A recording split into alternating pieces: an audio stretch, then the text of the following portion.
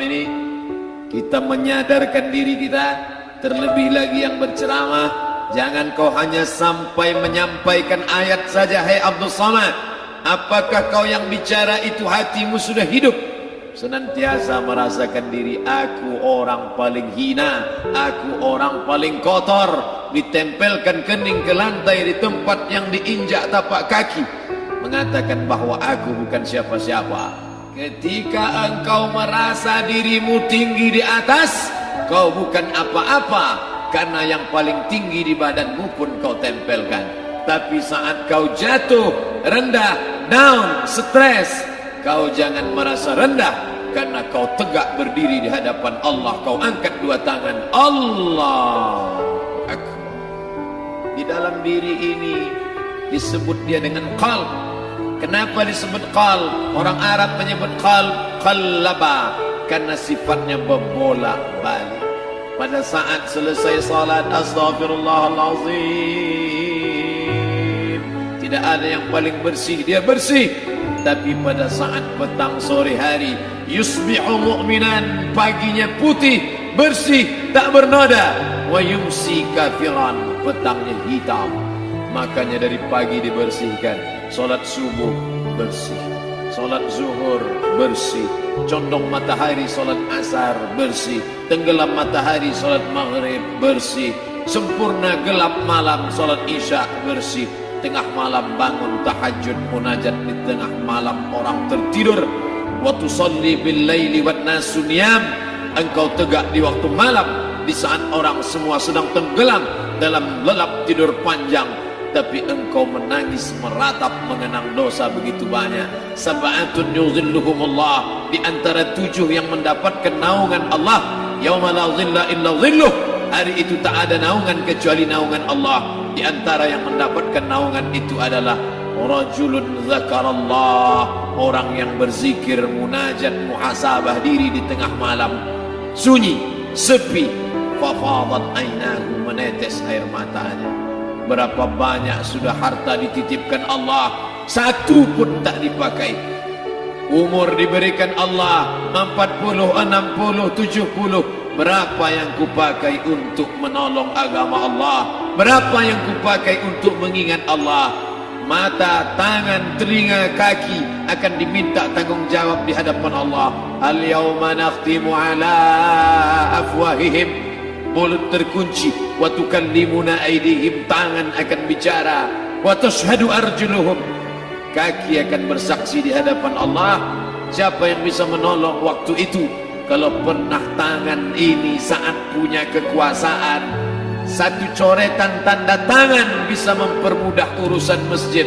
Sebutir kekuasaan yang dititipkan Allah bisa dipakai menolong agama Allah. Itulah yang akan menolong di hadapan Allah. Tanah, rumah, kendaraan, semua akan tinggal menjadi harta warisan. Lalu yang kita bawa mati apa? Dulu dibangga-banggakan, dihormati, dimuliakan. Yang kami muliakan Al-Mukarram, Al-Ustad. Tapi pada saat tiba masanya, yang kita bawa tak lain tak bukan, innallaha la yanzuru ila ajsamikum, Allah tak menengok badan, fisik, bentuk tubuh, baju, ini sampulnya saja. Wala ila suwarikum, Allah tak menengok rupa, wajah. Walakin yanzuru ila qulub, hati kamu yang bersih itulah yang kau bawa menghadap Allah Subhanahu wa taala. Yauma la yanfa'u malun, harta tak berguna, wala banun, anak tak bisa menolong. Harta tak berguna, anak tak mampu menolong. Illa man atallah, kecuali orang yang datang menghadap Allah biqalbin salim, dengan hati yang bersih, hati yang tulus, hati yang memercikkan cahaya iman, hati yang bersih dari hasad, busuk hati, sum'ah, riya, takabbur. Itulah yang menolong di hadapan Allah Subhanahu wa taala. Apa kata Allah? Kalla bal rana, ada satu titik hitam, ala qulubihim, ada satu titik hitam di dalam hati mereka. Ketika satu titik dibiarkan berubah menjadi 2 titik, 2 titik dibiarkan berubah menjadi 3 titik, 5 titik, 10, 100, 1000, maka dia pun menjadi hitam semuanya. Ketika hati sudah hitam, maka itulah azab di atas azab. Khatamallahu ala qulubihim. Setelah hati menghitam, terkunci, menular ke telinga. Wa ala sam'ihim. Setelah telinga, wa ala absarihim ghishawah. Padahal 3 itulah nanti yang akan ditanya di hadapan Allah. Inna sam'a wal basar wal fuad. Coba lihat, ketika akan ditanya, yang ditanya 3, tapi diawali dari telinga. Inna sam'a wal basar wal fuad. Telinga, mata, hati. Tapi ketika terkunci, yang duluan dikunci hati. Khatamallahu ala qulubihim wa ala sam'ihim wa ala absarihim. Kalau hati sudah terkunci, telinga tersumbat, mata tertutup. Summum bukmun umyum. Summum bukmun umyum. Pekak, tuli, bisu, apapun tak lagi masuk ke telinga. Begitu besok pagi pintu kamar tak bisa diketuk, istri bolak-balik membangunkan tak terjaga, dipegang pipi sudah sejuk macam es batu, tanda jantung tak lagi berdetak. Disitulah kita baru sadar apa kata Imam Ali radhiyallahu anhu, an-nasu niyam. Semua manusia waktu hidup itu tidur. Bapak tidur, ibu tidur, saya tidur. Semua orang waktu hidup itu tidur. Falamma matu, ketika dia mati, disitulah dia baru terjaga dari tidur panjang. Saat Israel mencabut nyawa, ditarikkan adalah satu centapan yang kuat. Disitulah kita baru terjaga dari tidur panjang. Betapa aku meninggalkan salat, betapa aku tak berzakat, betapa dulu kekuasaan. Aku lulus umur 30, pensiun 58, 28 tahun, apapun tak pernah kubuat untuk agama. Sibuk membesarkan anak, sibuk mengurus warisan. Anak pun tak ingat dengan kita, karena kita lupa menanamkan pendidikan agama di dalam otak kepalanya. Andai dulu pernah dia dibawa ke masjid, takkan dia lupa mendoakan selesai sholat, Rabbil firli wali walidayya warhamhuma kama rabbayani saghira. Harta yang banyak tak sempat menolong agama Allah. Anak tunggal semata wayang tak sempat dididik agama. Istri meninggalkan dalam keadaan stres susah hatinya karena dia tak diajarkan sabar menerima ridha ketetapan takdir Allah. Dan paling celaka, tak pernah anggota tubuh ini dipakai untuk berzikir, muhasabah, mengingat Allah. Tak pernah mata dipakai menengok Quran, kitab suci Allah. Tak pernah dipakai hati merenung sejenak apa yang akan kubawa mati menghadap Allah subhanahu wa ta'ala. Dari dalam tanah naik ke atas tanah, ngurus tanah, ngurus tanah, ngurus tanah, masuk ke dalam tanah. Abdul Somad dari dalam tanah naik ke atas tanah, ceramah, ceramah, ceramah, ceramah, ceramah, masuk balik ke dalam tanah. Yang kau bawa apa? Baju koko tinggal, peci tinggal, pakaian kehormatan tinggal. Yang kau bawa kain tidak berjahit, disobek, kerak. Itu yang akan menyampul kulitmu yang selama ini kau dimandikan, dibersihkan oleh ibumu dulu 60 tahun yang lalu. Sampai masanya kau lupa kapan kau dimandikan dulu. Sekarang ruh melihat, disebut dia ruh karena dia raha ya ruhu ruh, seperti aroma semerbak yang datang pergi hinggap. Ruh sampai masanya dia datang masuk ke dalam jasad. Ruh sampai masanya dia pergi meninggalkan jasad. Malam ini dimuliakan Al-Mukarram Haji Abdul Somad LCMA. Kenapa Abdul Somad ini dimuliakan? Karena ruh hinggap sejenak sebentar, sampai masanya besok pagi dia ruh keluar dari dalam tubuh ini. Anak yang katanya ayahku sayang, istri katanya kaulah abang, sampai masanya mereka tak lagi mau mendekat. Rumah itu saya yang buat, saya yang mengukurnya. Tapi begitu ruh sudah keluar dari badan, tidak satu pun semeter, sesenti, sejengkal, sehasta ada tempat di rumah itu untuk jenazah bernama jenazah Abdul Somad.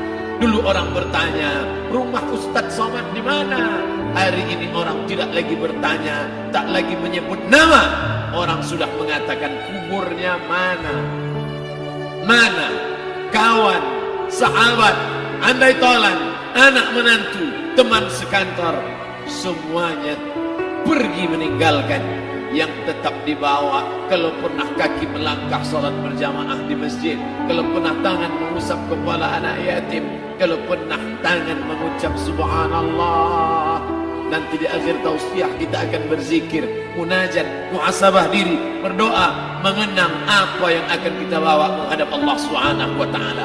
Datang malaikat membawa kain kafan dari cahaya, akan menyambut ruh yang mulia.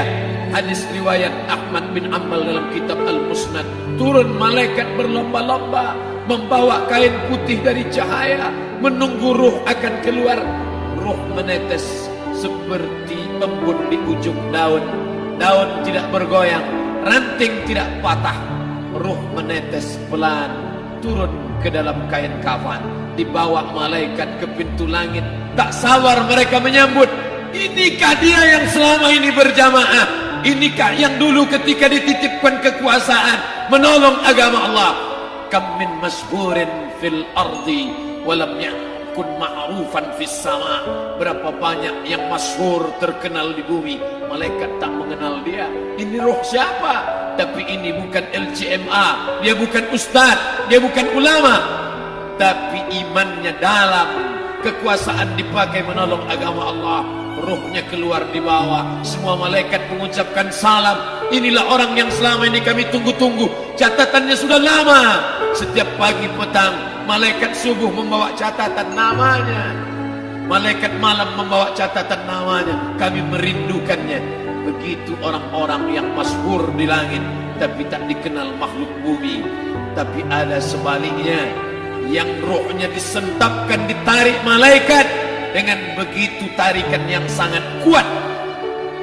Nabi bertanya saat Isra Mi'raj kepada mereka yang sudah mati ribuan tahun yang lalu, apa yang kalian rasakan? Yang satu mengatakan seperti tebasan pedang di tempat yang sama beratus kali. Yang satu mengatakan seperti kambing yang dikuliti hidup-hidup. Yang satu mengatakan seperti mata kail pancing ditarik dari kulit yang basah. Maka kita berdoa setiap selesai salat, Allahumma hawwin alaina, ringankan kami ya Allah, fi sakaratil maut, di saat sakaratul maut yang amat sangat menyakitkan itu. Dan mereka yang pergi tak pernah kembali, mereka yang mati tak pernah bercerita kecuali hanya kepada Sayyidina wa Maulana Muhammad sallallahu alaihi wasallam. Di saat malam pertama di tempat yang gelap, yang pertama kali membusuk adalah mata, karena dia berisi cairan. Cairan ini mengering, busuk dan berlubang.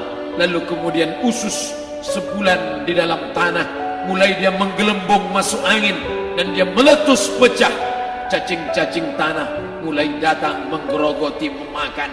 Habis semuanya, tinggal tulang-tulang yang memutih dimakan oleh tanah.